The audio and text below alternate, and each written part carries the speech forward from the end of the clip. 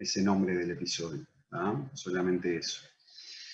Evidentemente la clase, como dice el título, se va a basar en el estudio o en la visibilidad de lo que es la vida en la nueva ciudad moderna decimonónica, ¿no? Esa es un poco la clase, ver qué sucede en esa ciudad nueva, en esa ciudad decimonónica, en esa ciudad moderna. Evidentemente, lo que vamos a trabajar son tres temas. Uno es el espacio, donde se da esa nueva vida moderna, donde se va a dar esa nueva vida decimonónica moderna. Ese espacio va a estar vinculado directamente a la ciudad, a ciertos proyectos y a ciertas obras que se van a dar dentro de la ciudad, que va a generar esta nueva espacialidad moderna, donde se va a implantar esta nueva sociedad, que ya vamos a ver que es una sociedad basada en la burguesía. Vamos a ver también cuáles son los patrones o los elementos esenciales que definen esa espacialidad urbana nueva. Vamos a ver cómo algunas ciudades toman determinados tipos de proyecto, como pueden llegar a ser intervenciones en la ciudad existente, otros a partir de ensanches de la ciudad medieval, etcétera, etcétera. ¿Sí? Vamos a ver particularmente dos ejemplos. El primero, que va a ser digamos, el principal dentro de la clase, que va a ser París, y vamos a ver un poco de Barcelona para ver estas dos posibilidades de proyectos urbanos o de construcción de la nueva ciudad moderna, que es básicamente la intervención, como les digo, en la ciudad, o la operación en la ciudad, o los ensanches de la ciudad vieja. En un segundo punto vamos a ver dentro de esa ciudad nueva, dentro de esa ciudad moderna, que empieza a aparecer en las ciudades europeas y también americanas y latinoamericanas, un poco más posterior en el tiempo. Vamos a ver de qué se trata esta nueva sociedad moderna, de qué se trata la multitud, cuál es el concepto que hay por detrás de la palabra multitud. Vamos a ver cuál es el rol de la burguesía dentro de esa nueva ciudad moderna, y vamos a ver cómo empiezan a surgir una serie de nuevos espacios, o de nuevos programas, o de nuevas arquitecturas vinculados a ciertos rituales, o a ciertos patrones de comportamiento de la vida social de esa burguesía.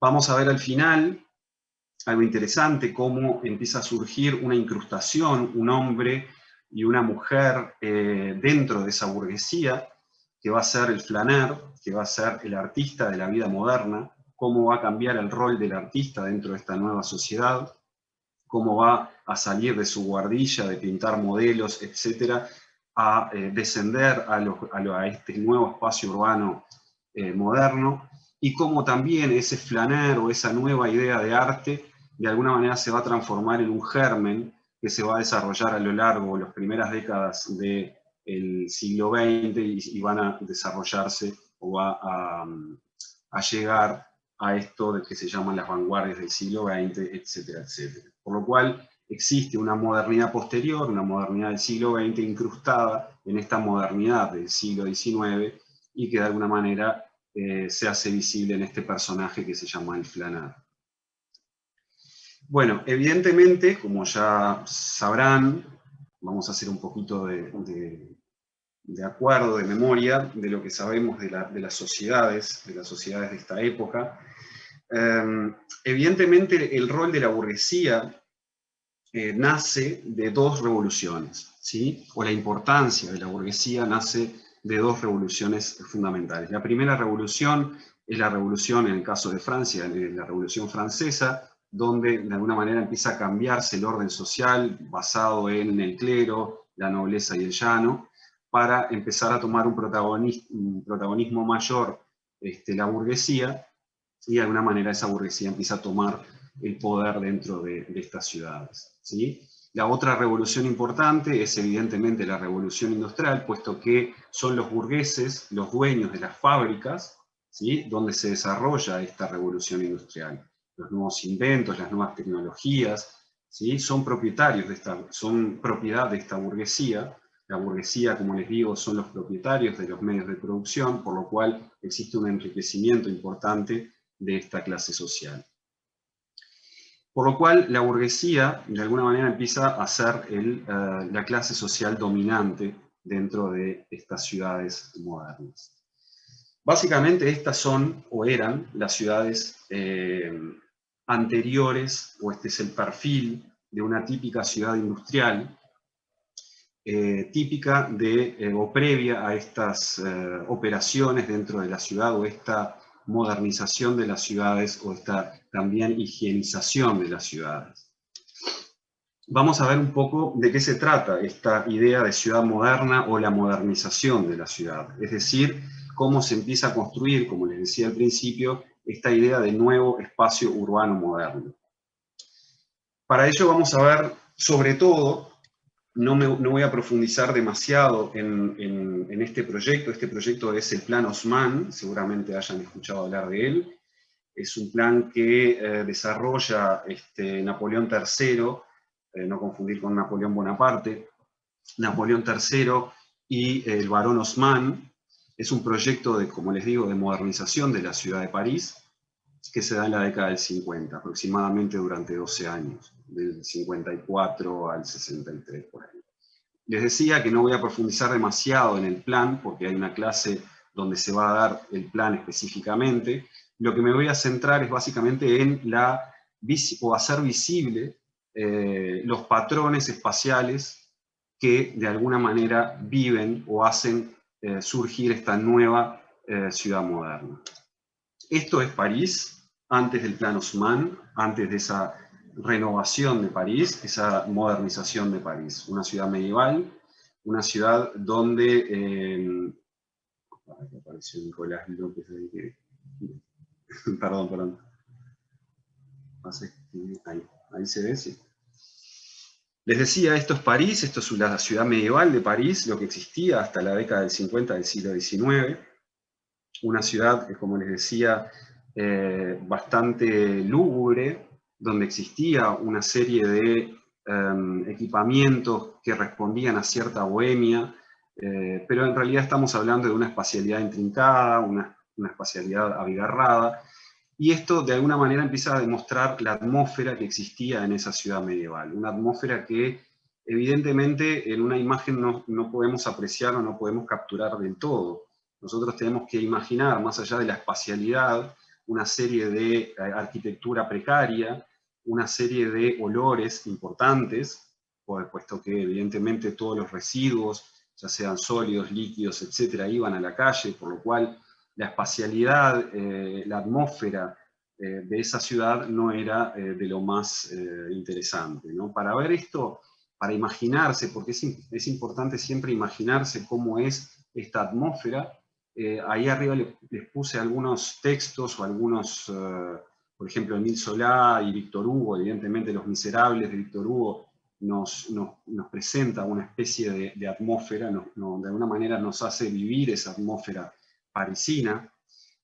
Patrick Süskind, que es un escritor relativamente contemporáneo, escribe El perfume, que seguramente o tal vez hayan visto la película. Hay un libro que se basa también en esta época de la ciudad, de esta ciudad medieval. Cuando hablo medieval estoy hablando de origen medieval, evidentemente, no estoy hablando de la edad medieval, ¿no? La edad medieval, ¿verdad?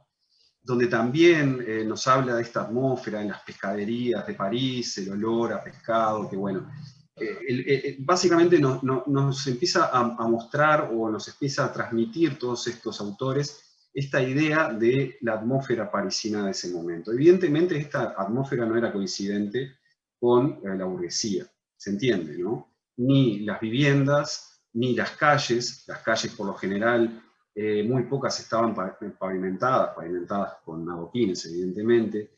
La mayoría eran de barro, eran de arena, de tierra, perdón, y cuando llovía eso se transformaba en una especie de gran barrial imposible de transitar para la burguesía, para los carruajes, etcétera, etcétera, ¿no? Esto para que un poco se entienda qué era París o cómo era el París antes del Plan Haussmann, antes de la modernización o de la construcción de la nueva espacialidad urbana moderna, ¿no? Y esto era un poco lo que les decía hoy, ¿no? El tema de la bohemia, otro de los aspectos importantes de este París. la prostitución, los prostíbulos, los bares, los cafés, eran, la imagen del medio es un bar, ¿no? Es un bar típico de artistas, de tertulias, ¿no? Los hoteles, los pequeños hoteles, todo esto de alguna manera iba conformando una vida cotidiana vinculado a estos espacios, vinculado a estas calles, vinculado a esta atmósfera, a estos olores, a estos sonidos, etcétera, etcétera, ¿no? Esto era París, esto era el París de los artistas, de la bohemia parisina de por ese entonces, ¿no? Los espacios concurridos. Evidentemente, y como les digo, esto no era afín a esta nueva clase social burguesa que necesitaba otro tipo de espacialidades, otro tipo de calles, otro tipo de espacios y otro tipo de arquitecturas o servicios capaces de absorber las necesidades de esta nueva clase social, de esta nueva burguesía. Salimos un poco de las calles, de esa atmósfera parisina, y nos vamos un poco al plano de 1846, perdón. Esto es el París que recién estábamos metidos adentro, ¿no? Las calles intrincadas, como les decía, esa trama relacionada al mundo medieval. Ya vamos a ver de qué se trata la ciudad medieval y cuáles son las lógicas de la ciudad medieval en la clase de ciudad en la Edad Media, evidentemente en Historia 1, pero básicamente se la pueden imaginar, ¿no? Esas calles que veíamos. Vamos a hacer un zoom en la Cité, en la isla de la Cité. Fíjense, esto de acá es evidentemente la isla de la Cité, por acá está Notre Dame, implantado Notre Dame, ¿sí? Y estos son los bordes del Sena, etc. Esto es un poco lo que era la espacialidad que veíamos hoy, pero en la Cité, ¿no? Son imágenes de las calles de la Cité que tienen el mismo patrón, básicamente, de lo que veíamos hoy. Vamos a ir a lo que es hoy París, ¿no? Esto es una foto aérea de Google Earth hoy. ¿Cuáles son las grandes diferencias de esa trama medieval que veíamos? Bueno, básicamente existen estas líneas, ¿no? Estas líneas que ustedes conocen, evidentemente, de París, que son los grandes bulevares, las grandes avenidas de París, ¿sí? Esto es casi que el primer patrón del espacio moderno urbano, ¿sí? Que define Haussmann en su plan, en su proyecto de operación en el interior de esta trama, ¿no? Otro de los proyectos de Haussmann en este sector es básicamente la materialización de un paseo a lo largo del Sena. El Sena bueno, antes del plan Haussmann, como les decía, era básicamente tierra que llegaba al río. En este caso se hace un borde duro, un paseo, ¿sí? Un paseo que también es parte de esa nueva espacialidad, esos nuevos patrones espaciales que de alguna manera genera Haussmann para recibir a esa nueva sociedad moderna. Pero vamos a ver otro ejemplo, ¿sí? Para que se den cuenta de los cambios que significó, o el cambio, o el gran cambio espacial que significó el plan Haussmann para París, ¿no? Acá tenemos arriba el plano de la Cité, el plano de la isla de la Cité de París que veíamos hoy, ¿sí? Fíjense qué interesante, ¿no? La trama medieval, los puentes equipados, ¿sí? Puentes equipados. Esto es interesante porque en realidad si se imaginan el Ponte Vecchio de Florencia, es lo mismo, ¿sí? Es un puente donde hay construcciones arriba del puente. En este caso también había viviendas, había comercios. Esto lo pueden ver claramente en la película que les dije, o en el libro que les dije de Susskind, El perfume, ¿sí? Básicamente el maestro perfumero, entre comillas, del protagonista vivía en uno de estos puentes de la Cité a los bordes de París, a los bordes del Sena. Y abajo tenemos la reconstrucción de la Cité del plan Haussmann, ¿no? Lo que vemos es una destrucción absoluta. Fíjense, lo único que queda de la vieja isla de la Cité son los violetas, ¿sí? Son unos pedacitos de tramo, unos trozos, unos fragmentos de traza medieval, también la Plaza Dauphine, evidentemente, que ya la vamos a ver en Historia 1, la importancia de esta plaza. Pero el resto de la ciudad se destruye, ¿sí? Se destruye toda esta parte que está por acá, que evidentemente lo que hace es generar un preámbulo, una plaza, un espacio público previo a Notre Dame, esto es Notre Dame. Se construye el Hotel de Dios, que básicamente es el gran hospital universitario de ese momento. También se construye la prefectura de policía, que está por acá, y bueno, y también acá el Palacio de Justicia, y evidentemente, perdón, el Tribunal de Comercio es este que está acá, ¿sí? Por acá está Saint-Chapelle, metida en el patio. Bueno, evidentemente se reconstruye París con una nueva espacialidad que incluye estas tres avenidas, ¿sí? Estas tres avenidas de considerable ancho, y también toda una reestructuración edilicia vinculado a esa nueva arquitectura y a esa nueva manera de entender el espacio urbano. Acá a la izquierda lo que ven es básicamente el paseo que yo les decía recién por el borde del Sena. Acá vemos, evidentemente, una foto aérea de estas nuevas arquitecturas que se empiezan a implantar y que empiezan a destruir la ciudad medieval. Y acá tenemos el Hotel de Dios, el hospital. Y fíjense qué interesante que cómo responde de manera diferente a la avenida, ¿sí? De forma diferenciada al Sena como una especie de gran bloque y no así a la avenida, que es básicamente un dentado o una escala menor, ¿no? Una escala menor del edificio. Martín, hay una alumna que quiere hacer, Cintia, quiere hacer un comentario. Sí, adelante, Cintia. Yo no, lo que pasa es que yo tranco Hola. todo, no veo nada. Sí. Hola, ¿qué tal? Yo en realidad éramos bien para, no sé si me escuchan bien, era para comentar un poco que algo que a mí me ayudó un montón a entender esta atmósfera es el tema de que hasta que no se implantaron los bulevares en sí, había un tema con respecto a la luz, creo que es algo que cambió mucho. O sea, las calles medievales de París en sí eran totalmente oscuras y cuando se instauran los bulevares, creo que fue todo un impacto el tema de la luz, lo que causa para la sociedad también. O sea, ya es como otra vida nocturna que también se relaciona a esta vida que hablábamos de prostitutas y bares y así, y cafés, ¿no? Que se empieza a vivir más la noche también, creo que la luz es un tema bastante presente. Y era eso en sí que me hizo pensar en eso. Buenísimo, está perfecto. Aparte está buenísimo que las clases sean así, para que no sean tan aburridas. Está perfecto lo que decís. La luz, tanto diurna como nocturna. No había luz nocturna, evidentemente. La luz en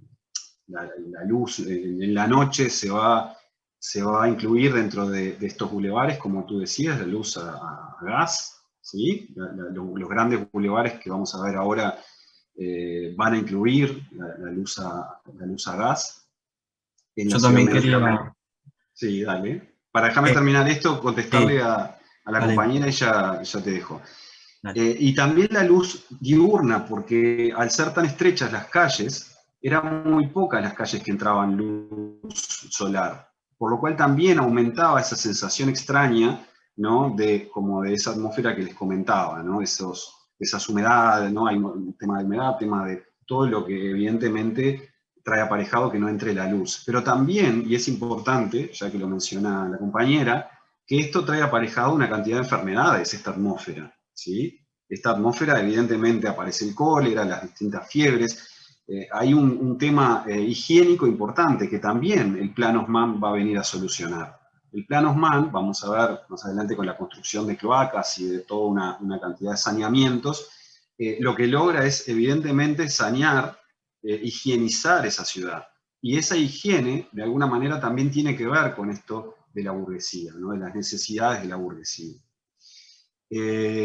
Santo. Sí, ahí va. Más o menos lo que decís, que el sentido de los bulevares también fue para el flujo de los vientos, también por todo esto de las enfermedades, de los olores, de todo.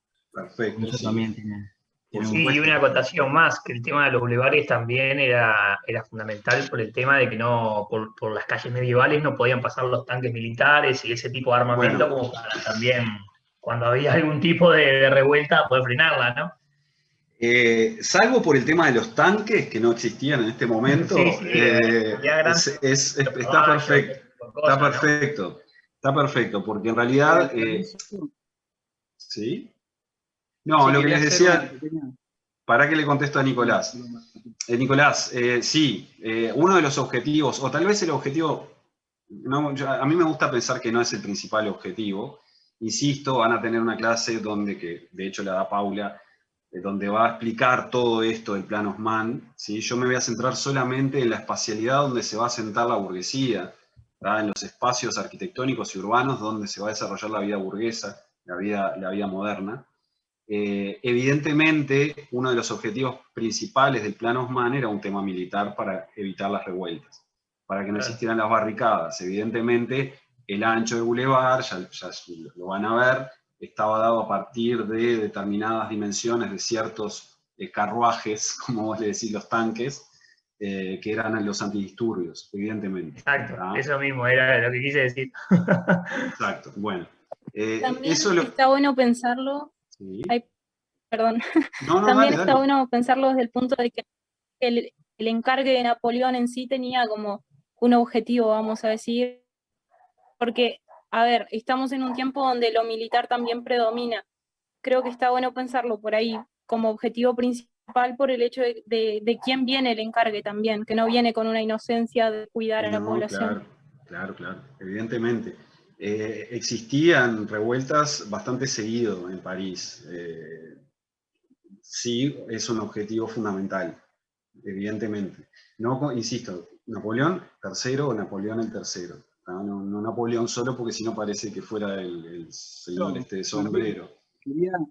Quería remarcar simplemente lo impactante del cambio arquitectónico urbano que se da en esa isla. O sea, toda una ciudad entera con pequeñas casas y todo, pequeñas callecitas, cómo cambia de eso a grandes... Bueno, eso que estás diciendo es el objetivo de esta clase. O sea, uno de los objetivos de la clase.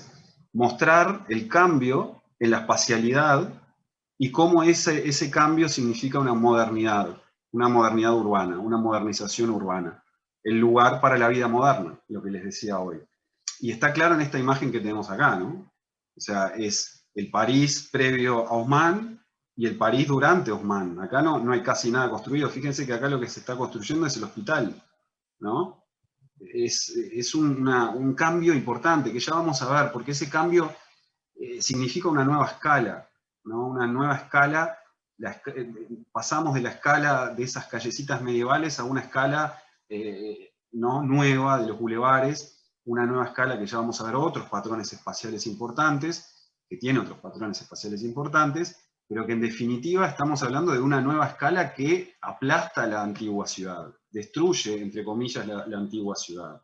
Esa es la modernización, es la generación de un nuevo espacio, ¿no? Esa es un poco la idea de esta... Acá lo mismo, ¿no? Acá vemos es esto de acá, ¿no? El Tribunal de Comercio, este pequeño edificio, fíjense lo que es en la fachada del Sena, lo que era antes del plan Haussmann y lo que es ahora, ¿no? Esto es un poco la idea esta y lo que les decía hoy, ¿no? El tema de la infraestructura, lo que hablamos hoy de la higiene, lo importante que es para la modernización de la ciudad este tipo de infraestructuras. Un tipo de infraestructuras de saneamiento, evidentemente estamos hablando de agua potable, de pluviales, estamos hablando de cloacas, estamos hablando de una cantidad de cosas que higienizan la ciudad. Más allá de los vientos que pasan, que estamos totalmente de acuerdo, los vientos, o sea, los bulevares que el viento corre por esos bulevares, ventila, ¿no? Y también el sol que entra en esos bulevares por su ancho, también está esto como un elemento de higiene, ¿no? Esta infraestructura, la higiene urbana, ¿no? Que viene a derrocar eso que hablábamos hoy de esas enfermedades que eran endémicas en París. Y lo otro también es que es una nueva dimensión de esa modernidad, ¿no? Esa infraestructura es una nueva dimensión de la modernidad.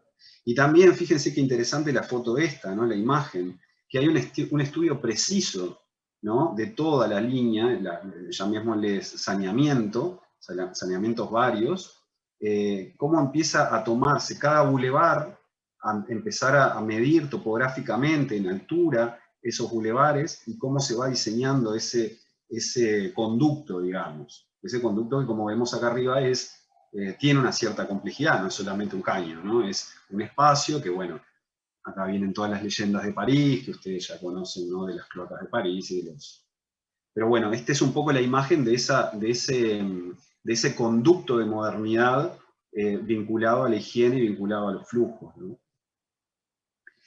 Y bueno, lo que hablábamos recién, ¿no? Esto es París, esto es Haussmann, esto es la destrucción, que es algo bastante interesante, porque en realidad es existe una dualidad en estas imágenes, ¿no? Porque hay una destrucción increíble de la ciudad, pero a su vez sabemos que hay una construcción, ¿no? Está esta dualidad entre la destrucción y la construcción, una construcción de como veíamos recién, la construcción de una nueva escala que viene a aterrizar en París. Una nueva escala que va a aterrizar incluida una nueva vida dentro de esa escala. Acá aparece, hablábamos hoy al principio, la importancia de Baudelaire. Baudelaire, ya lo vamos a ver más adelante, vinculado a otros aspectos, también vamos a hablar de este, pero me gustaría traerlo acá, en este momento, que es, Baudelaire vive esto. Baudelaire vive exactamente lo que estamos viendo ahora, ¿no? Lo está viviendo. Baudelaire, que era un artista que vivía en la bohemia que hablábamos hoy, ¿sí? Bueno, que vivía, no voy a meterme demasiado en eso, pero vivía en esa bohemia, ¿no? En esa bohemia parisina, y le estaban destruyendo su vida cotidiana, su vida urbana cotidiana, con toda la importancia que esto trae aparejado para un artista, ¿no? Le destruyen la escala, le destruyen su vida cotidiana, y en su lugar aparece esta nueva escala, una nueva escala gigante, una nueva escala que parece, no sé, de otro digamos, con otras ideas, con ideas de modernidad, pero en definitiva con otras dimensiones, ¿sí? Con otros espacios, con otras dimensiones espaciales, totalmente distintas, y evidentemente va a traer aparejado nuevas arquitecturas y nuevos lugares para esa vida moderna, más allá de la espacialidad de la calle. Y bueno, esto es un poco la historia, ¿no? La historia de esta destrucción. Esto es básicamente un plano de superposición del el Boulevard de la Ópera, o la Avenida de la Ópera, ¿sí? Por acá estaría la Ópera de Garnier, que vamos a verla un poco más adelante. Esta es la Avenida de la Ópera, y bueno, y evidentemente lo que está abajo es todo lo que se destruye. Como les decía, el primer patrón espacial, o de ese nuevo espacio de modernidad, es el bulevar, evidentemente. Pero no solamente es el bulevar. El bulevar va a ser importante por todo lo que dijimos hasta ahora, va a estar pavimentado, va a tener sus veredas, va a tener sus árboles, ¿sí? Va a tener su saneamiento, etcétera, etcétera, ¿sí? Va a generar un ancho que va a dar cierta experiencia espacial importante, pero también aparece un segundo patrón espacial, que es el borde construido, ¿sí? Que son los edificios que están a lo largo de los bulevares. Y acá una apreciación, una pequeña apreciación. Si ustedes van a París se van a dar cuenta de que todo parece parecido, pero no es igual, ¿no? Se van a meter en un bulevar y todo parece muy parecido, ¿sí? Pero no es. ¿Qué es lo que sucede? Cada edificio puede estar construido a partir de un arquitecto, de un constructor distinto, pero existen normas. Aparece la norma, ¿sí? El plan, dentro del plan aparece la norma como elemento fundamental en la concepción del espacio urbano, ¿sí? La norma básicamente es la cantidad de pisos, determinados materiales que se van a utilizar, como son algunas rejas, algunos diseños de rejas en los balcones, y sobre todo, como les decía, la cantidad de pisos, y una normativa que vamos a ver en un ratito, que básicamente hace referencia a la inclinación del techo y la mansarda. Profe, que... una pregunta. ¿Sí? ¿Esta fue la primera normativa aplicada en una ciudad en el mundo o había normativas de urbanismo antes? Qué pregunta esa, ¿eh? Paula, ¿vos? Sí, acá estoy. Sí. Lo que pasa es que cuando veamos urbanismo, vamos a ver, es muy linda tu pregunta. Sí. En realidad, Martín está enfocando un tema a partir de un caso, que es el caso de París, para poder entenderlo en profundidad. Esto, si nosotros lo vemos en el contexto, perdón que no prendí la cámara, en el contexto de todo lo que es Europa, vamos a ver que esto también está sucediendo en otras ciudades, ¿no? Sobre todo porque hay determinados factores, no quiero interrumpir demasiado, Martín. No, dale, tranqui. Hay determinados factores que es muy importante. Todo esto que está hablando Martín, de la idea de la modernidad, cómo se va construyendo a partir de una idea de ciudad medieval, ¿no? O sea, o con una impronta y una trayectoria medieval, que es lo que quiere decir Martín, ¿no? No estamos en la Edad Media, claramente, y esto está claro, pero también hay que empezar a entender que hay toda una idea nueva en función de lo que es el capitalismo también en las ciudades europeas, o sea, es decir, ya no solamente se invierte en edificios, como en este caso, para la vivienda de una persona, sino que se invierte con un fin económico, además. También aparece en este periodo, ¿no?, una normativa en lo que tiene que ver con la salubridad, o sea, las preocupaciones entre el vivir bien, ¿no?, de la gente, y qué implica eso, ¿no?, en términos de higiene de la vivienda. Entonces empiezan a aparecer, a partir de, ya les digo, mediados del siglo XVIII en adelante, una serie de preocupaciones, por eso es una mirada moderna, sobre la ciudad, que empiezan a influir en todas estas resultantes.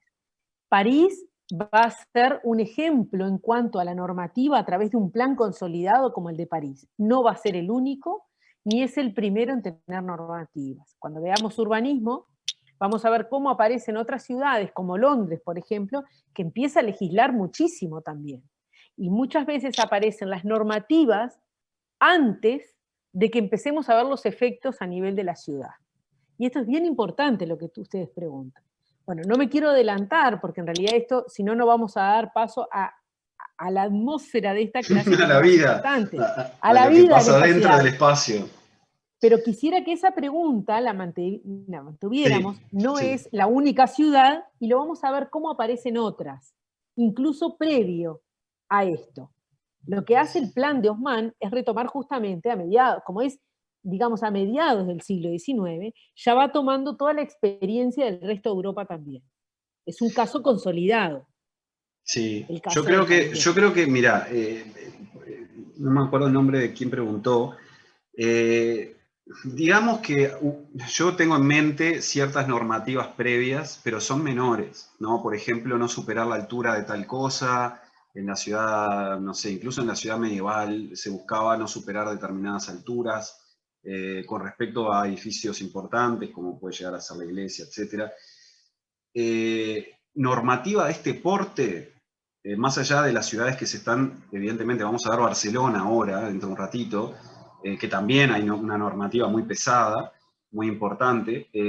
Más allá más atrás del siglo XIX, yo creo que tan importante la normativa para la definición de un espacio nuevo urbano, yo creo que no.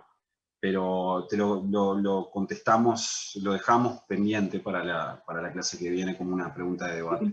¿Puedo hacer una pregunta? Sí, ¿Dónde claro. realojaban esa gente que corrían? Bueno, pará, déjame llegar.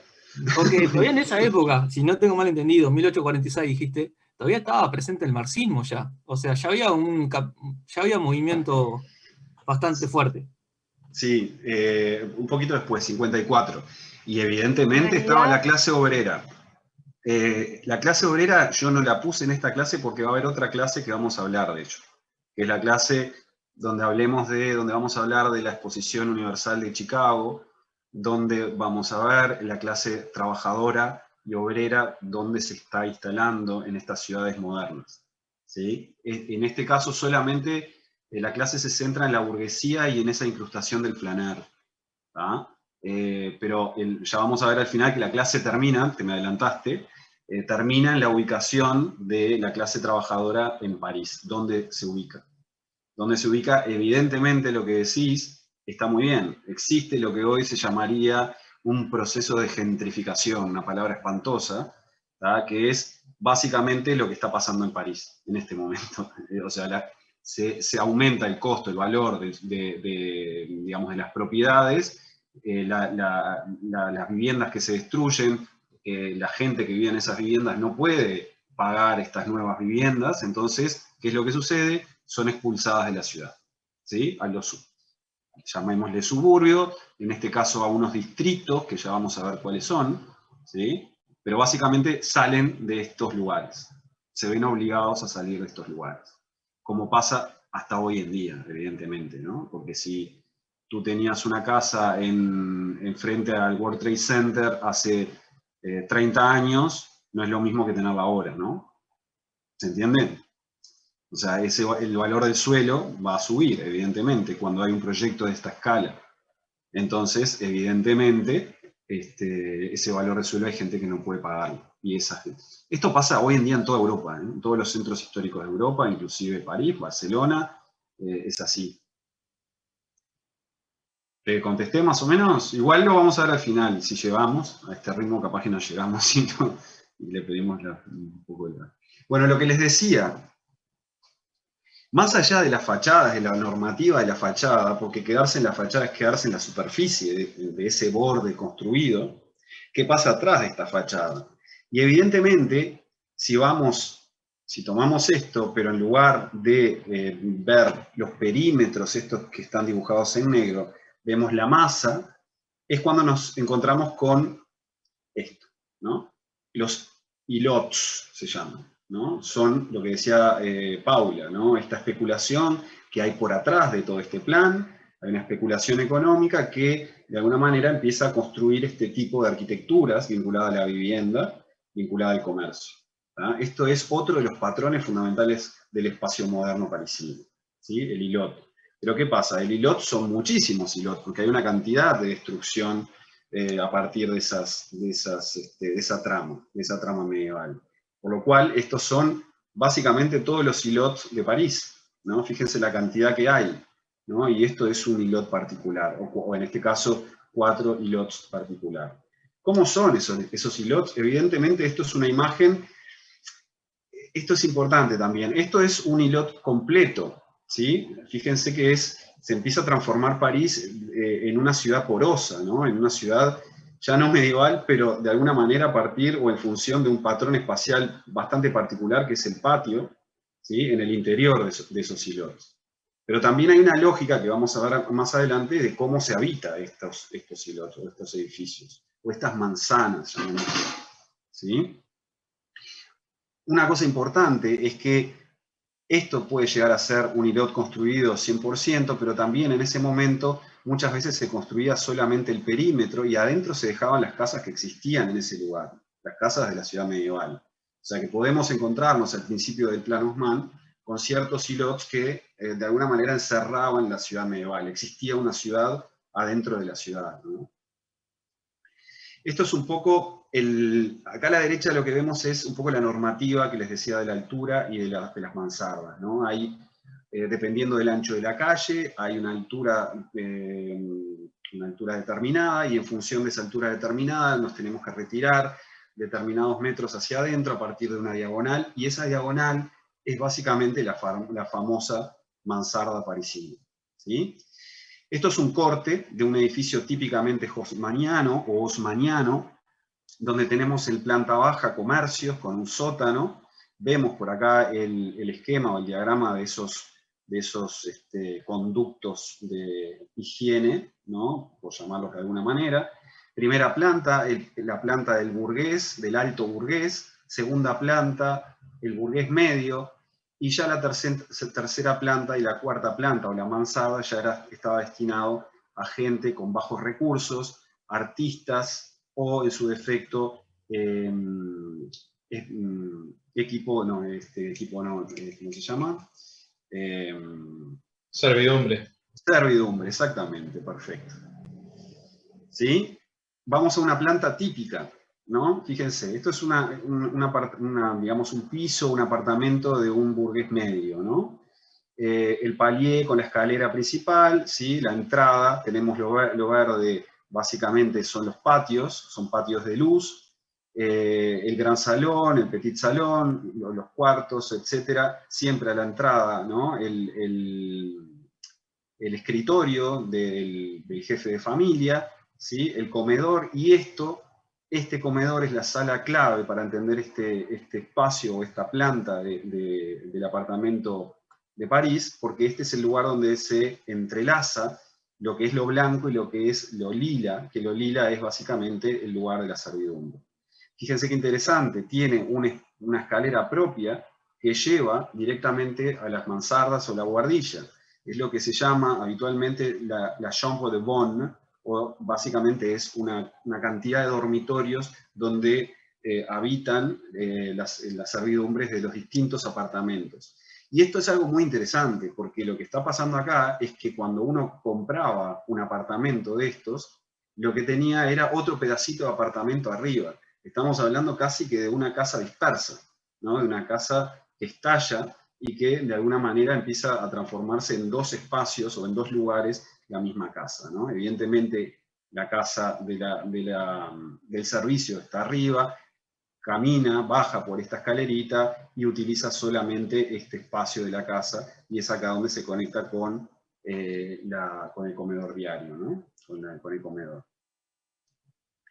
Y otra cosa importante de estos edificios o de estos silots, a partir de esa fachada que decíamos, esa fachada que tenía la normativa de altura, la normativa de cornisa, la normativa de balcones, de línea de balcones, etcétera, etcétera, es la nueva apertura hacia la calle, ¿no? Esta nueva apertura de la calle, que acá tenemos dos pinturas que muestran esto, vamos a ver la importancia de la pintura, si podemos llegar, es el vínculo que existe entre el mundo privado, el mundo moderno o la vida moderna privada con la vida moderna urbana, ¿no? Hay una relación, hay una exteriorización, un vínculo que se da a través de esas grandes ventanas, cosa que evidentemente en la ciudad medieval no se daba, ¿no? Hay una especie de vínculo interior-exterior, donde el interior es moderno y el exterior también es moderno. Rápidamente Barcelona. Barcelona es otro ejemplo de modernización de ciudad, ¿sí? Pero con otras estrategias totalmente distintas a las de París. Martín, sí. Disculpa que te corte. No, no me cortás, no pasa nada. ¿Te animás a volver a repetir en el corte los pisos donde se alojaba? Sí, ahí. Comercio con su sótano, ¿sí? Alta burguesía, media burguesía, y después tenemos artistas. Fíjate el dibujito, acá hay un pintor, ¿viste? Sí. Acá hay digamos, una persona, un homeless casi, podríamos decir hoy, ¿sí? Básicamente la buhardilla, la mansarda, estaba destinado a gente de bajos recursos, o artistas. Perfecto, muchas gracias. A servidumbre. ¿Ah? De nada. Lo que les decía de Barcelona, que es una estrategia totalmente distinta a la de París. Barcelona, antes de lo que vamos a ver, que se llama el Plan Cerdà, que seguramente hayan visto y conozcan, Barcelona era esto que está acá, ¿sí? Esto que está acá, que evidentemente era otra ciudad medieval, en realidad era una ciudad medieval sobre una ciudad romana. Acá ven el carro de 100 Tucumanos, está por acá. Básicamente era una ciudad medieval y una serie de pueblitos en la periferia de esa ciudad. Tenemos acá la Barceloneta, ¿sí? Gracia, y bueno, San Andrés, y por acá tenemos un poco de lo que hoy es Poblenou, que se llamaba en ese momento Yecuna. Todos estos pueblitos básicamente conforman o buscan transformarse en una sola ciudad cuando viene Cerdà y hace el Plan Cerdà. Lo que hace Cerdà es ensanchar la ciudad de Barcelona, ¿sí? Es un plan de ensanche de la ciudad. Un plan de ensanche que tiene un objetivo claro también, que es unir o unificar esos pequeños puntos, esos pequeños pueblitos que estaban alrededor de Barcelona, ¿sí? La Barceloneta, la ciudad de Barcelona, como les decía, Gracia, sobre todo son los tres grandes tejidos existentes, ¿no? Barceloneta es evidentemente un pueblo de pescadores. Pero básicamente el Plan Cerdà lo que busca es modernizar la ciudad a través de la construcción o del ensanche de la ciudad, a partir de una construcción nueva. ¿Se entiende esto? Estos son los patrones básicamente urbanos, ¿no? Ustedes seguramente conozcan, la Gran Vía, la Diagonal, la Meridiana, ¿sí? La Plaza de Glorias, como el centro deseado por Cerdà de la ciudad de Barcelona, que nunca ocurrió, aunque ahora se está transformando. Los dos grandes parques, el Parque de Montjuïc y el Parque del Río Besós. Una serie de infraestructuras importantes, ¿no? Como son estos canales Barcelona tiene a sus espaldas dos grandes digamos, la precordillera, que es básicamente una serie de montañas que con el agua bajando se recogía con estos canales y se reconducía, ¿sí? Pero básicamente lo importante, bueno, en la trama urbana, voy a ir un poquito más rápido acá en Barcelona, la trama urbana, también la trama urbana medieval de Barcelona también hay una serie de intervenciones, las ramblas que están por acá, ¿sí? Etcétera, etcétera, ¿no? Algún ensanche de calle importante. Pero también la misma historia que con el Plan Haussmann, ¿no? La importancia de la higiene a partir del saneamiento de la ciudad, la construcción de nuevas calles, de las nuevas calles de ese ensanche, evidentemente, unas nuevas calles que llegando a sus esquinas se transforman en un estudio minucioso del flujo o cómo giran los distintos vehículos que existían en ese momento, y se transforma o aparece este gran patrón espacial identitario de Barcelona, que es la esquina, ¿no? El cruce de dos calles que empieza a conformar esta forma, este cuadrado girado que pierde la experiencia o la sensación espacial de un cruce de avenidas o de calles y se transforma casi en una plaza, ¿no? La experiencia espacial, si uno camina por estas veredas, es que llega a una plaza, ¿sí? Porque el espacio se abre. Entonces es justamente acá donde, en estas esquinas o en estas ochavas, donde se van a instalar los grandes cafés, ¿no? Otro de los que ya vamos a ver, uno de los equipamientos más importantes o de los lugares más importantes de la sociedad burguesa. Y evidentemente el gran patrón de la ciudad es la manzana, ¿no? La manzana que Cerdá imaginaba de esta forma, nada que ver con lo que es ahora, ya vamos a ver de qué se trata o cómo es ahora. Cerdá se imaginaba esa manzana vinculada al verde, básicamente eran combinatorias de dos bloques construidos de formas diferentes o ubicados de formas diferentes en determinado lugar del perímetro de esa manzana, y en el interior estaba vinculado a lo parquizado, ¿no? Y esto es ahora, evidentemente eso por la especulación no sucedió, y lo que se construyó básicamente es una manzana de corazón abierto, llamadas las Ilas, casualmente como los Ilots de París, ¿no? Pero básicamente son manzanas de perímetro cerrado y corazón abierto, ¿no? Acá lo interesante de esta imagen es básicamente esto, ¿no? La unión de tramas, ¿no? La trama medieval con la trama de Cerdá, la trama moderna, ¿no? Estas calles que se daban a partir de ese ensanche era también ese espacio moderno, esa ciudad moderna que veíamos en los bulevares de París. Es otra estrategia totalmente distinta de modernización de la ciudad. Vayamos otra vez a París. ¿Y ahora estamos? Y ahora. Vayamos otra vez a París y hagamos un pequeño raconto de los principales patrones espaciales de esta nueva ciudad moderna.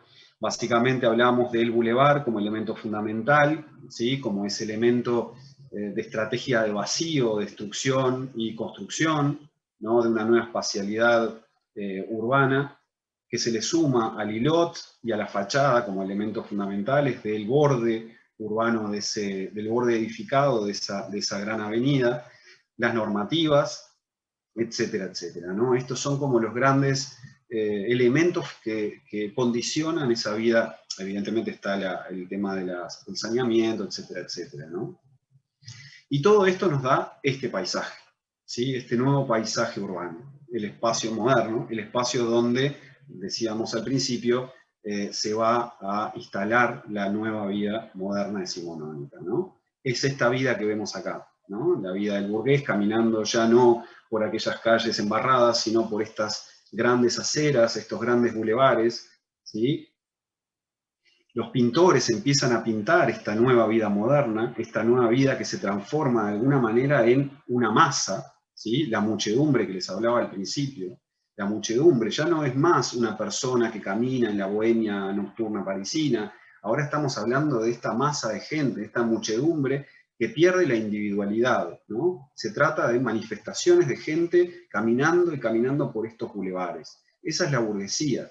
Evidentemente vamos a ver que esto no es tan así, ¿no? Porque dentro de esa gran muchedumbre, de gran manifestación de gente, manifestación entre comillas, no manifestación, de esa muchedumbre, de esa masa, existe ciertas lógicas, ¿no? Ciertas lógicas de comportamiento, como es obviamente la vida en estos nuevos equipamientos, como les decía hoy, estos nuevos programas, o las redefiniciones de viejos programas, como puede llegar a ser el programa que vemos acá, que es el café, ¿no? Esto es una imagen, fíjense las aceras pavimentadas, la calle pavimentada, equipamiento urbano, faroles de luz a gas, como veíamos hoy, etcétera, etcétera, ¿no? Y dentro de esos negocios, de estos silots, vamos a ir viendo estos nuevos espacios de la vida cotidiana urbana burguesa. Bueno, vamos a ver algunos de esos atractores de la vida burguesa, o esos espacios dinamizadores, ¿no? Donde se dinamiza, o donde vamos a poder encontrar algunos parámetros o algunas lógicas para entender el comportamiento de esa burguesía, ¿sí? Esto es un café, ¿no? Típico café parisino que conocemos hoy, evidentemente surge en los bulevares, evidentemente surge esta nueva espacialidad. Si vamos al viejo café que veíamos hoy de Baudelaire, ¿no? Este café que no era un café, evidentemente acá no se tomaba café, se tomaba absenta, pero supongamos que el bar y el café, o el café es una redefinición de ese bar. ¿Cuál es la diferencia? La diferencia, más allá del tamaño, ¿sí? de ese espacio, evidentemente lo que ocurre es un cambio total y absoluto dentro de la relación entre el interior y el exterior de ese espacio, ¿no? Esto podría ser un café o un bar medieval de la ciudad medieval de París, de la trama medieval de París o de la bohemia parisina, ¿no? Un espacio interiorizado, ¿no? Un espacio con una gran interioridad, vinculado al interior sin casi contacto con el exterior, ¿no? Es más, cuanto menos contacto mejor, evidentemente. Sin embargo, el café no solamente, como les decía, se agranda, se empieza a tomar ciertas decoraciones vinculadas a materiales nobles, ¿no? El mármol, los espejos, los cristales, etcétera, etcétera, que iban evidentemente con el gusto de la burguesía de ese momento, sino que aparece un fenómeno fundamental que es la extensión del espacio interior hacia el propio bulevar. Es un poco este esquema, ¿no? Hay una doble exteriorización del interior a la vereda, y estando en la vereda sentado, miro hacia la calle o miro hacia la otra vereda, es decir, miro hacia el bulevar. Y eso es básicamente lo que vemos acá abajo, las terrazas, ¿no? Las terrazas parisinas, que evidentemente no es solamente patrimonio de París, sino que en todas las ciudades europeas, sobre todo con buen clima, surgen, ¿no? Que lo que sucede es, insisto, sale la mesa hacia afuera, se extiende el café hacia el exterior de la ciudad, hacia el exterior de ese café, es decir, se extiende hacia la ciudad, y de alguna manera esas mesas que salen del interior se transforman en casi una tribuna para admirar a la gente que pasa, ¿sí? Para mirar. ¿Se entiende esto? Otro de los espacios nuevos que empiezan a surgir son los grandes mercados, ¿sí? Los grandes mercados por departamento o las grandes tiendas por departamento. Vamos a ver, como les decía hoy, vamos a ver en el episodio, creo que es el número 6 de emergentes urbanos, que vamos a volver a hablar de estos mercados, porque vamos a hablar de los pasajes de París.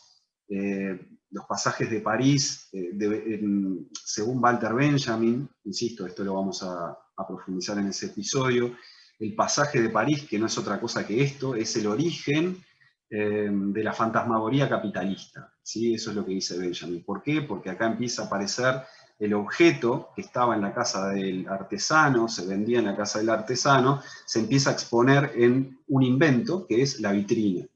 Cuando se expone en la vitrina, empieza a tomar casi, fíjense, exponer en la vitrina, empieza a tomar casi el protagonismo de una obra de arte, por lo cual empieza a aumentar el precio de ese objeto. Nadie sabe por qué aumenta y cómo aumenta ese precio, ¿no? Nadie sabe cuál es el motivo de aumento, pero ahí está, básicamente, según Walter Benjamin, ese inicio de la fantasmagoría, como les repito, que escribe Benjamin, del capitalismo, ¿no? Y eso se da en este lugar, ¿no? Eso se empieza a dar en estos lugares, que son los pasajes de París, que son los precursores de los grandes mercados, ¿no? Si analizamos esto es importante, esta espacialidad es importante, porque básicamente esta es la espacialidad del pasaje, ¿sí? Un espacio central, una calle cubierta vinculada a las nuevas tecnologías, los nuevos materiales, el acero, el vidrio, que deja entrar el sol. Es decir, tenemos una calle iluminada de forma natural, pero cerrada, que en ese momento, antes del Plan Haussmann, eran los lugares de la burguesía, básicamente, eso hay que decirlo también.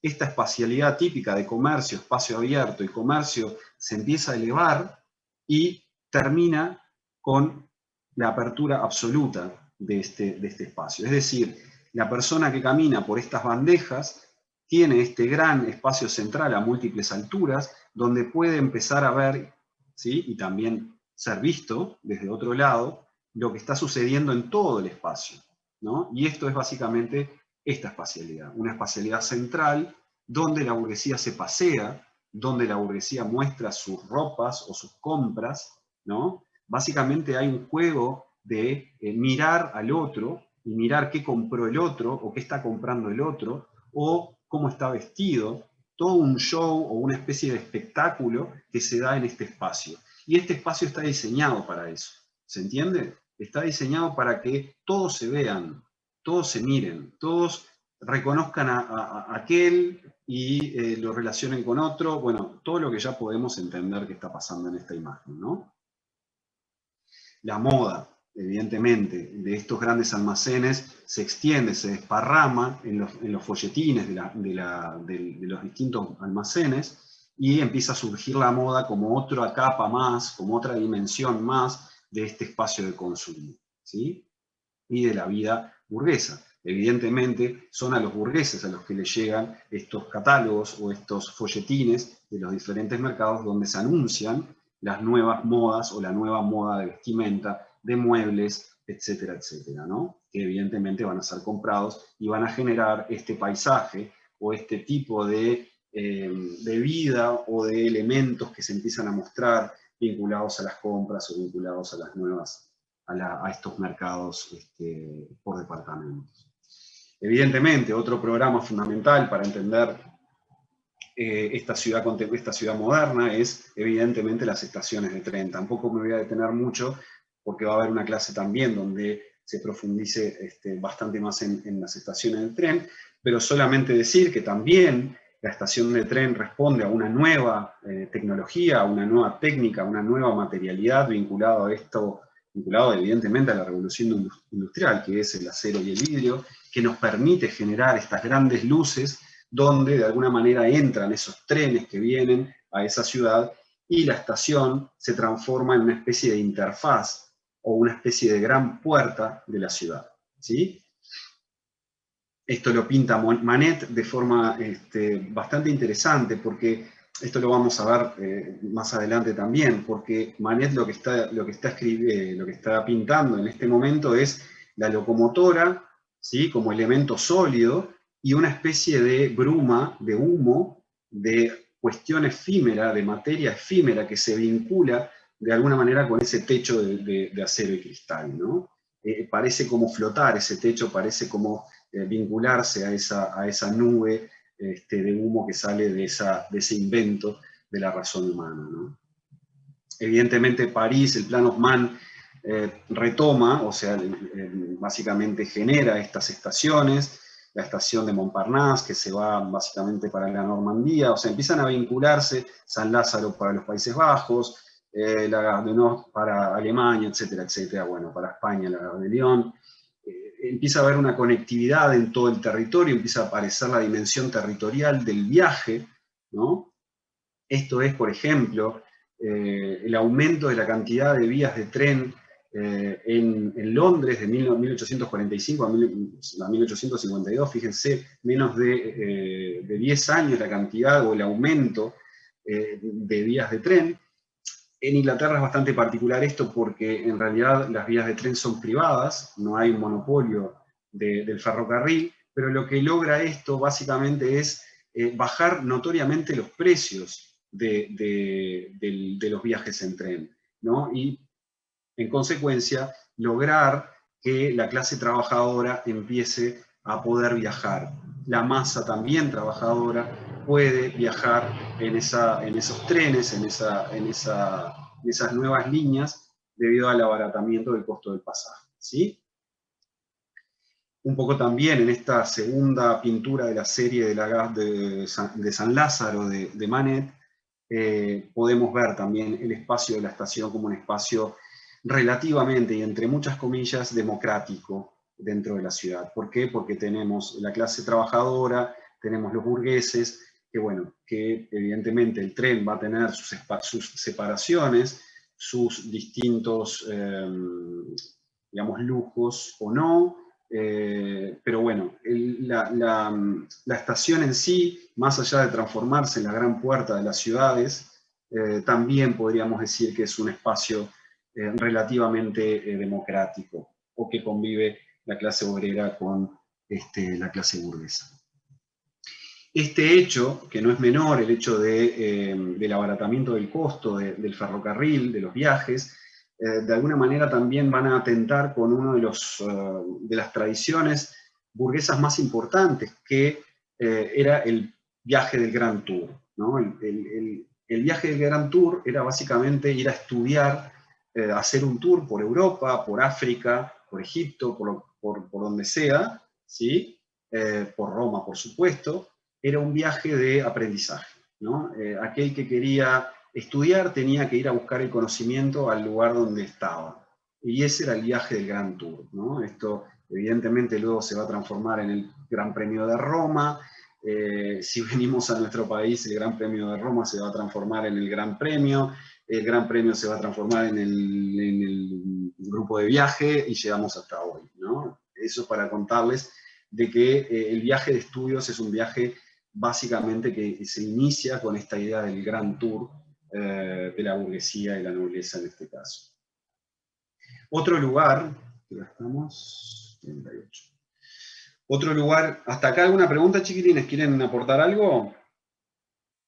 Capaz que voy un poquito más rápido ahí, fui un poquito más rápido y no se entendió algo. Todo bien, va bien.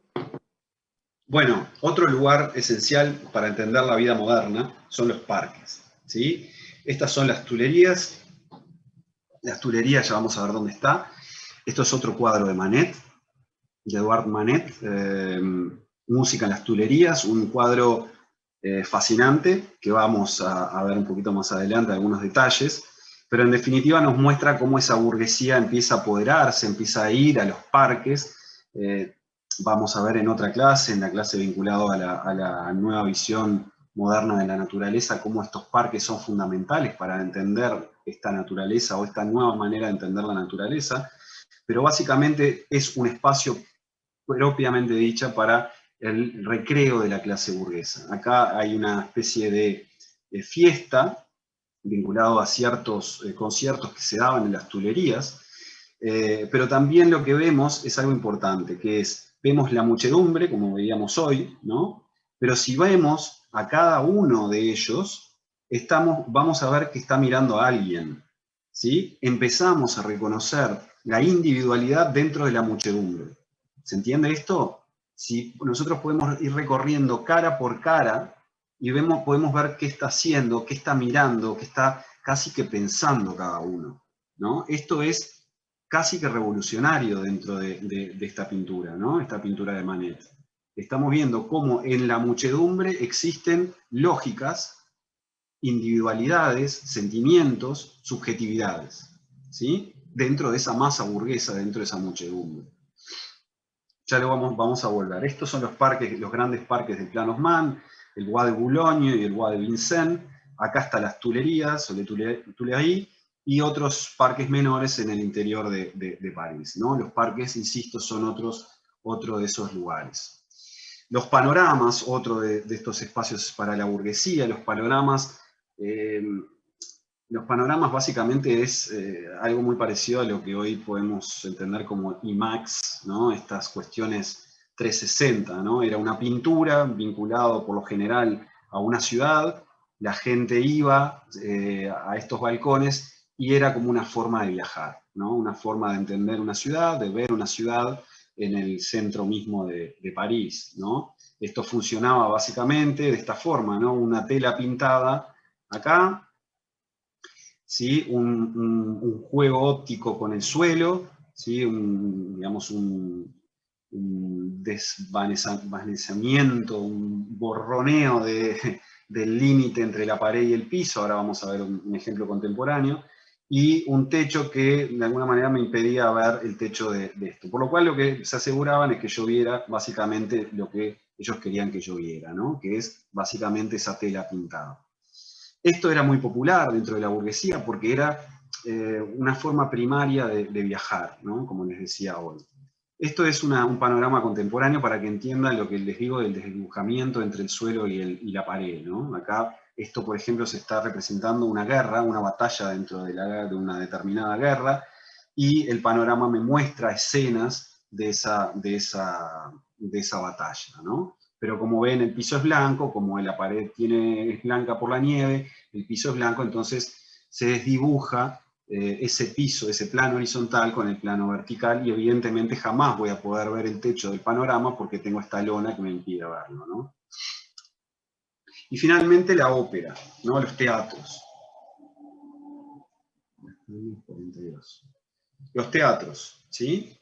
Elemento fundamental de la vida moderna burguesa, ¿sí? Esto es la ópera de Garnier, la ópera de París, seguramente ya la conozcan.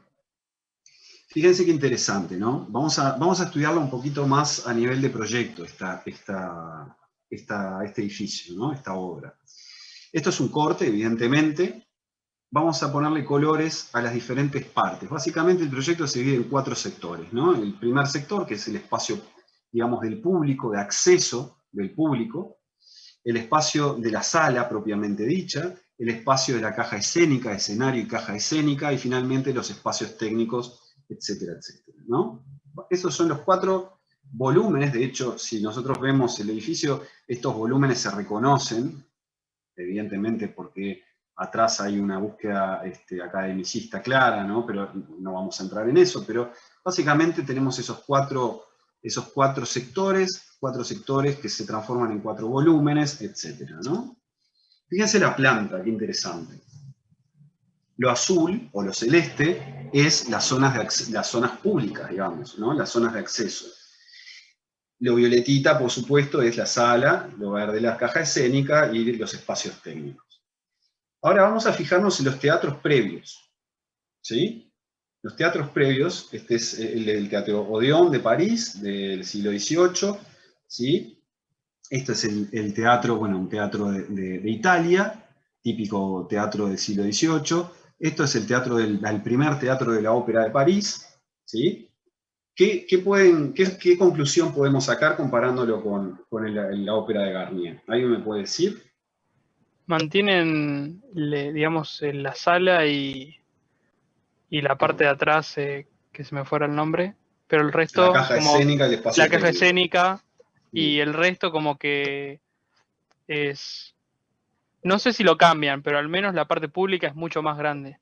Exactamente. Se nota que es como más como de reencuentro y de... Exactamente. Como pasaba con el mercado también. Exactamente. La arquitectura empieza a tomar esta lógica de la muchedumbre y de la vida social. Entonces, ¿qué es lo que hace? Amplifica notablemente una parte del teatro, que es la parte del hall, del acceso, ¿no? Todo esto que llamamos el espacio del público, ¿no? O sea, fíjense la diferencia, ¿no? De la sala. Las salas son todas más o menos parecidas. El espacio de los accesos, de los distintos accesos, en esto es mucho más chico que la sala, y acá es mucho más grande que la sala. La sala parece algo secundario. Lo importante de este lugar es su acceso, es donde la gente se va a encontrar, ¿no? Vamos a dar un paseíto por ese acceso, ¿no? Tenemos 3 galerías iniciales. La primera galería es la galería de acceso, la segunda galería es la galería de compra de tickets, ¿no? Ya ahí ya vemos cómo la gente empieza a vincularse, ¿no? Los burgueses. Después, evidentemente, la sala de interfase, donde dejamos el billete y entramos a un lugar. ¿Cuál es ese lugar? Este. Ese lugar es la escalera.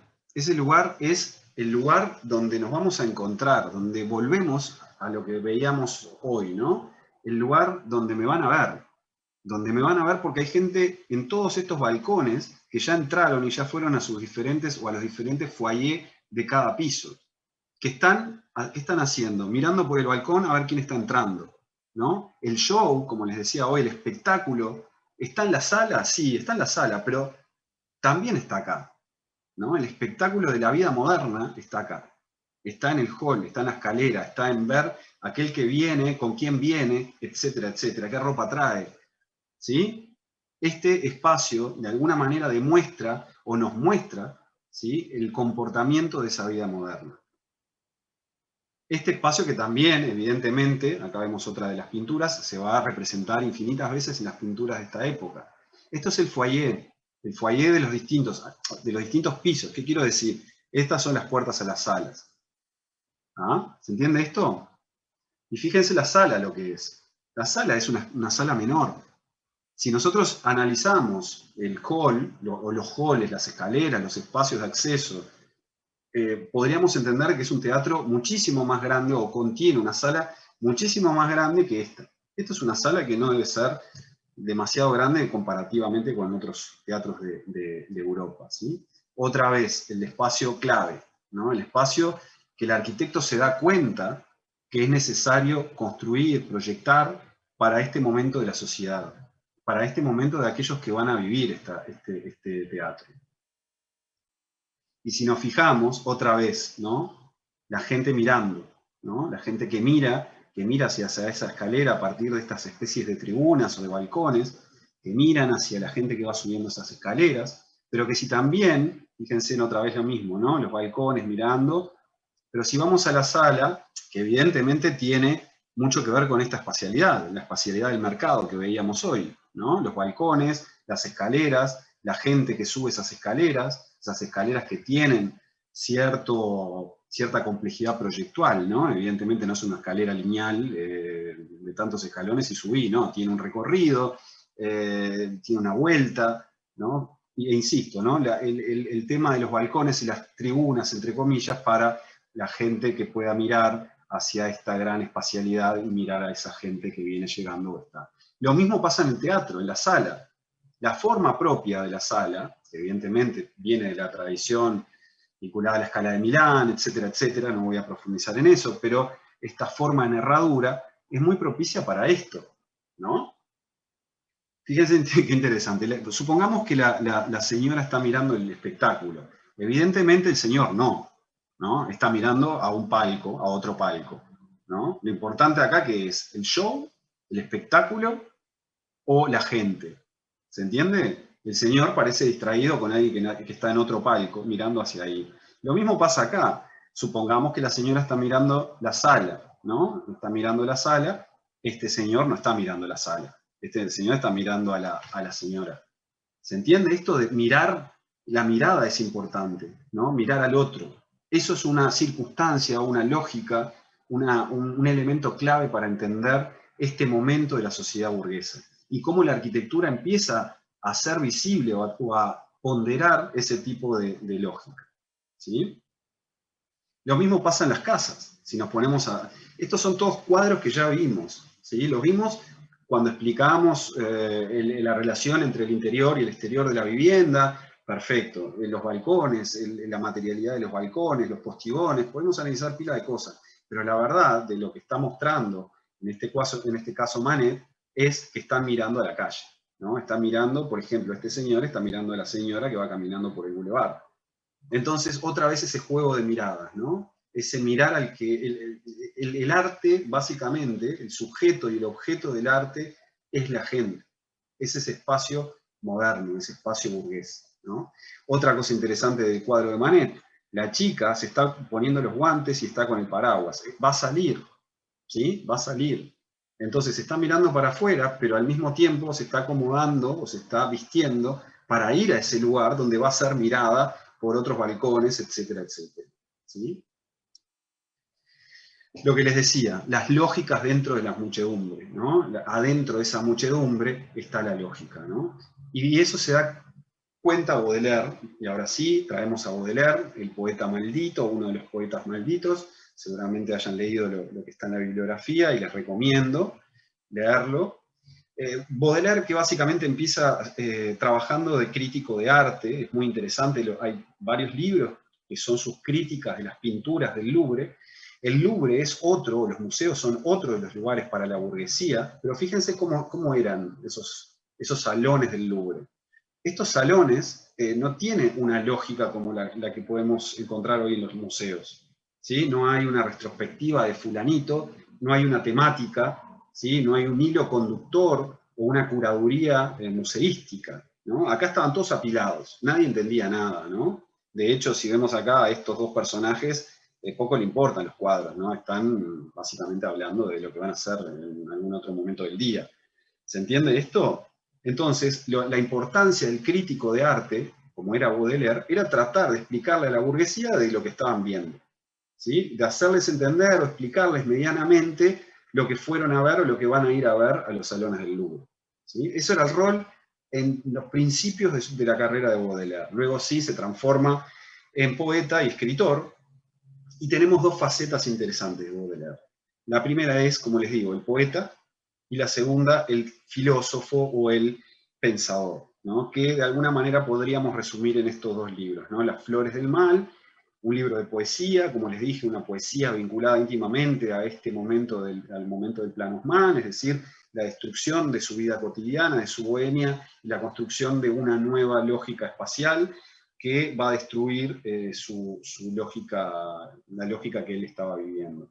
Pero hay algo interesante, ¿no? Que vamos a ver acá. ¿Qué es lo interesante? Esto es uno de los poemas o de las poesías más famosas de este libro, el Spleen de París.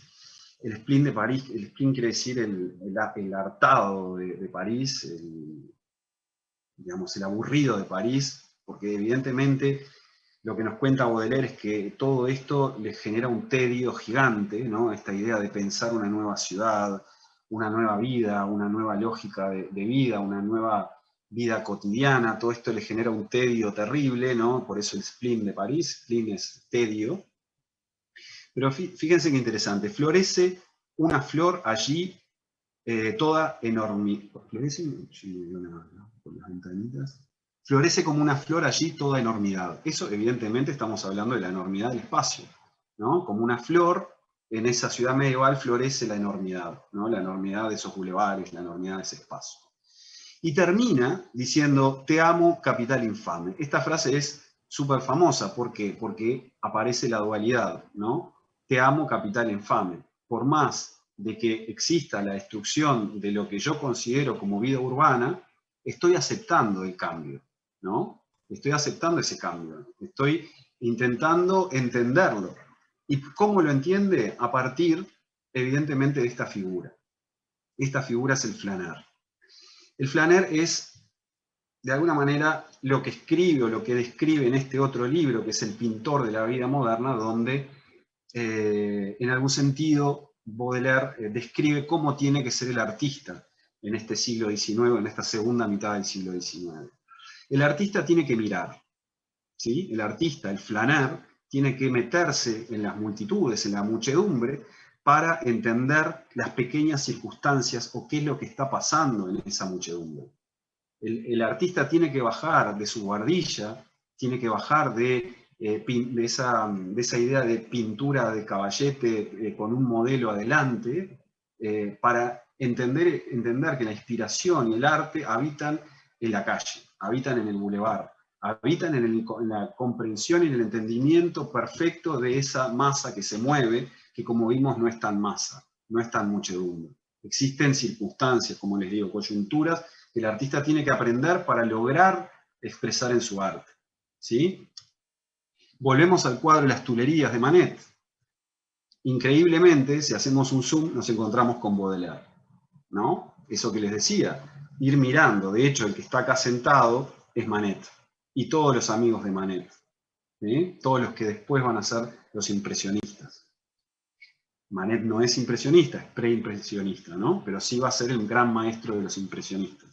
Pero acá aparece Baudelaire, por lo cual podemos pensar o podemos imaginar que si coloca a todos sus amigos y coloca a Baudelaire, que Baudelaire era amigo de Manet, por lo cual existe un vínculo directo entre la forma de pensar o qué es lo que, cómo Baudelaire pensaba el arte con la obra de Manet.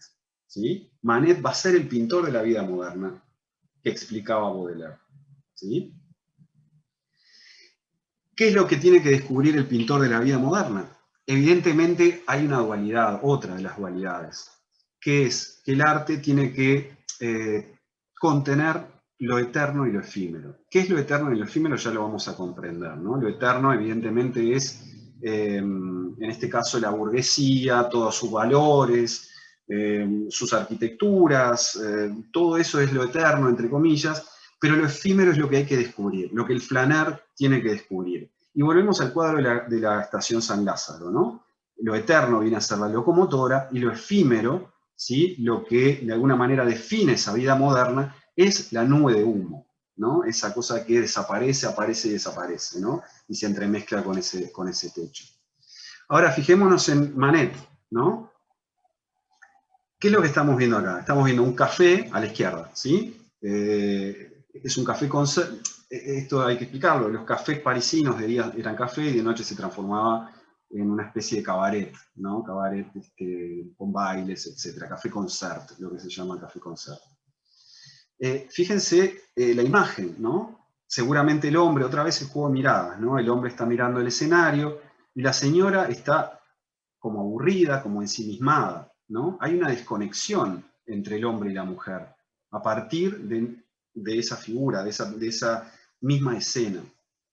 Eso también pasa en este otro cuadro, ¿no? Existe como esa historia de la sociedad de ir a un lugar, pero que de alguna manera en esos lugares la gente no está tan unida, ¿sí? Existen las soledades, existen los ensimismamientos, los recuerdos, los miedos, etc. Manet está agarrando, está tomando, está capturando lo efímero dentro de la sociedad, de esa sociedad moderna.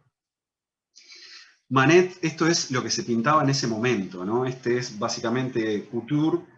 Couture es el maestro de Manet. Esto es lo que se llama pintura academicista de ese momento. Esto es lo que era lo correcto pintar en ese momento, ¿no? Lo que los cánones decían que tenían que pintar. Fíjense que es una escena romana de la decadencia del Imperio Romano con un espacio tridimensional clásico, ¿no?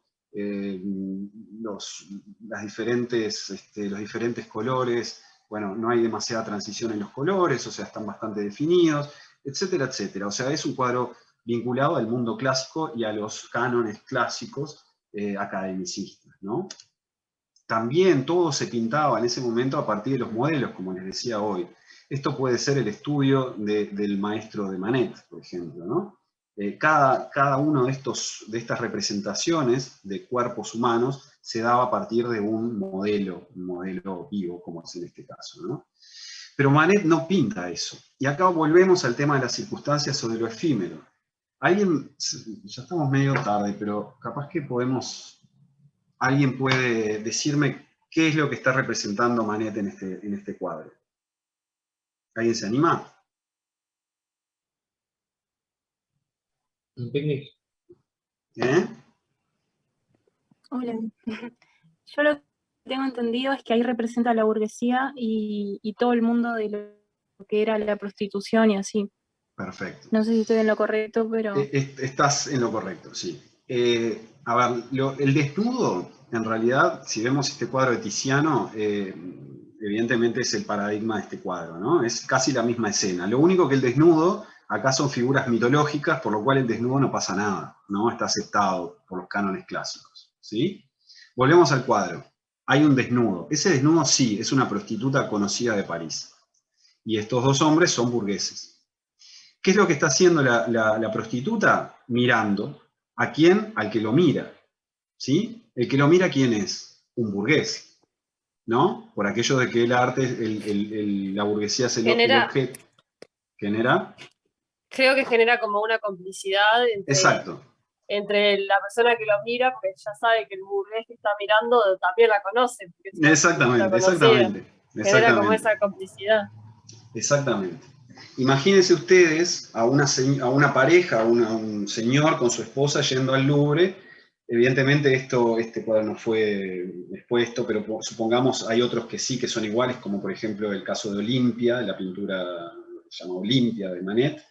Imagínense el señor con la señora, con la esposa caminando por ahí, mirando este cuadro que la prostituta lo está mirando como diciendo, sí, me conoces, ¿no? Y eso genera una lógica efímera, volvemos a lo efímero, pero genera un vínculo que no es aceptado o que no se puede ver a simple vista dentro de esa vida moderna, ¿sí? Unos vericuetos, unas circunstancias, unas pequeñas coyunturas que habitan efímeramente por esa muchedumbre, ¿no? Eso es lo que hay que capturar o lo que tiene que capturar el Flaner, ¿no? Tiene que ser capaz de capturar el Flaner. Y para terminar, chiquilines, otra vez, ¿no?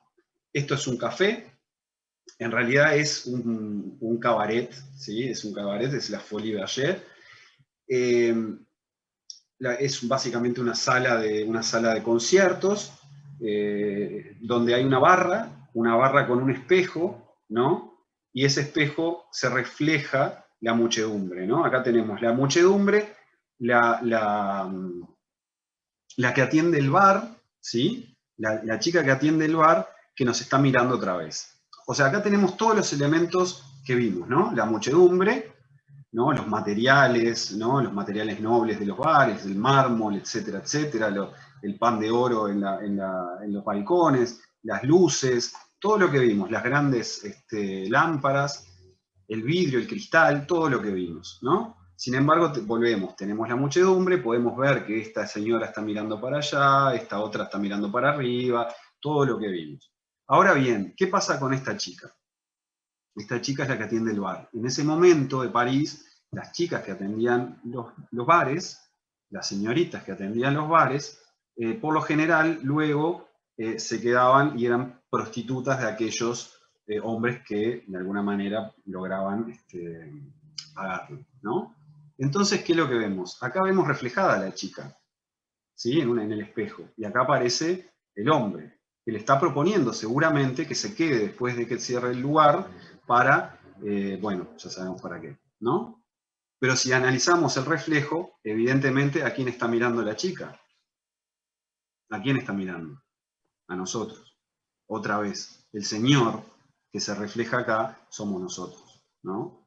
Es el burgués, y aparece otra vez esta idea de esas cuestiones que subyacen dentro de esta vida moderna. Bueno, rápidamente, este es el cuadro de uno de los admiradores de Manet, que le pone a este cuadro Impresión del Sol Naciente, de Claude Monet, y básicamente a partir de esta palabra impresión, que no es, él dice que esto no es una mirada, esto no es una vista sobre el sol naciente, sino que es una impresión mía de lo que yo veo, ¿no? A partir de acá aparece la palabra impresionista, y los impresionistas de alguna manera van a ser los que revolucionan el arte, o van a ser el comienzo de una gran revolución del arte del siglo XX, que va a llegar hasta los futuristas, bueno, cubistas, etcétera, etcétera, etcétera, ¿no? Bien, lo dejamos por acá. Esto es lo que, bueno, el compañero que preguntó hoy, ¿no? Rápidamente, estos son los barrios donde está la clase trabajadora, esto es el centro, evidentemente estos son los bosques, es la periferia de la ciudad donde habita este hombre que es el obrero, la clase trabajadora, que de alguna manera vamos a ver, como les decía en el otro capítulo. Bueno, me pasé un poquito, pero es culpa de ustedes, porque me preguntaron. Esto fue un chiste. ¿Preguntas? Yo tengo una algo curioso, o sea, una pregunta curiosa. Dale. Sobre, digamos, las fábricas, ¿dónde se situaban mayormente? ¿En la periferia también? Sí, se situaban en la periferia, y lo que pasa es que hay ciudades y ciudades, ¿no? Hay ciudades industriales, por ejemplo, el caso típico, en Inglaterra esto se va a ver más claramente, ¿no? Por ejemplo, Manchester es una ciudad industrial, ¿no? Es una ciudad donde, bueno, está la ciudad y las fábricas empiezan a surgir en el medio de la ciudad, y bueno, después sí hay ciertos proyectos de proyectos urbanos que, bueno, que mejoran toda esta historia Lo que sí van a aparecer son las company towns, que son los lugares donde la clase obrera va a vivir, cercanas a las fábricas, y evidentemente el alquiler de esas casas, los dueños de esas casas que la clase trabajadora va a alquilar, son los propios dueños de las fábricas. Bueno, toda una serie de lógicas vinculadas a la clase obrera que de hecho Chicago es otro caso donde las fábricas empiezan a surgir en la ciudad. Y es el caso que vamos a analizar, este tema de la clase trabajadora en el siglo XIX, ¿no? Bien, gracias. Perdón por no tener la cámara, me quedé sin cámara hace poco. Está bien, está bien. ¿Alguna otra pregunta, chiquilines? ¿Queda claro esto de lo efímero? Sí. Pasa hoy también, ¿no? Es interesante un planteo que hacen con respecto a las imágenes, las fotos de la vida contemporánea en Instagram, ¿no? Una especie de ventana al mundo y de mostrarse, ¿no? Pienso que haciendo referencia a lo que vos planteabas, Martín, sobre el ver y ser visto de los teatros y demás. Y es muy interesante que empiecen a reflexionar de esta manera, me parece muy interesante lo que plantean, porque es empezar a ver qué es la condición moderna, ¿no? O sea, cómo surge todo esto y cómo hoy vivimos, por supuesto, dentro de nuestra contemporaneidad todavía con los avances que la tecnología sí nos permite, ¿no? En estelas o continuidades de esa idea de modernidad, ¿no? Que surge ahí y que por supuesto va avanzando conforme avanza también la tecnología. O sea, la modernidad también tiene que ver con los cambios tecnológicos, ¿no? No solamente cuando hablaban de fábricas, por ejemplo, tiene que ver con las fábricas, la minería y demás. Hablemos de fábricas como por ejemplo los telares, ¿no? Todo el tema de la importancia que tuvo cuando aparecieron las máquinas de coser industriales, cuando el trabajo sale del ámbito de lo doméstico, de lo artesanal, para transformarse en algo a otra escala, ¿no? Y eso también es una fábrica, ¿no? Entonces, no solamente nos tenemos que imaginar como las fábricas con las chimeneas, sino que existen otro tipo que también hacen a esa condición de la vida moderna en el siglo XIX, ¿no? Y Paula, y la importancia, yo creo que hay una entre comillas, enseñanza de esta clase que les puede llegar a servir, que es lo que les contaba de Baudelaire y el Flaner, ¿no? Sobre todo lo de Baudelaire, eso de aceptar lo que está pasando. Y el Flaner, como entender la sociedad, llamémosle contemporánea, ¿no? Porque era contemporánea a él, ¿no? Que de alguna manera nosotros a veces nos resistimos a que existan cambios, o no nos gusta tanto lo que viene, ¿no? Esto es un comentario de viejo, ¿no? Yo no lo estoy haciendo, la gente que me cuenta, que en realidad lo que viene siempre es peor, y no, en realidad el mundo contemporáneo, lo que tenemos que hacer es entender lo que está viniendo perfectamente para poder nosotros aceptarlo. Y esa es la contemporaneidad. Eso es, el arquitecto contemporáneo tiene que hacer eso, entender lo que está pasando. Pero no de forma superficial como podríamos haber visto algún artista que mirara la muchedumbre, no. Entender la sociedad moderna significaba meterse en esa sociedad y entender las lógicas, ¿no? Los jueguitos. Esa era la contemporaneidad, no era la muchedumbre. Era lo que la muchedumbre escondía las cosas importantes. Y el hecho de entender la vida contemporánea, y ahora vengo a nuestra contemporaneidad, es esa. Es entender lo que está pasando, profundizar en lo que está pasando. Y no quedarnos con la superficie, ¿no? Yo creo que eso es como aceptar los cambios es clave, ¿no? Y saber cómo actuar en esos nuevos mundos constantes que vienen. Y poder entender los procesos, como dice Martín, exacto. No quedarnos solo en la formalidad, sino entender los procesos. Que de eso se trata este curso, ¿no? Ver los episodios como parte de ese proceso. Exactamente. Bueno, ¿alguna otra pregunta, chiquilines, o vamos a cenar? Parece que nos vamos a cenar. Vamos a cenar, profe, sí. Bueno. Hora de comer, profe. Bueno, yo no tengo la culpa Muy de que nos linda pongan este horario.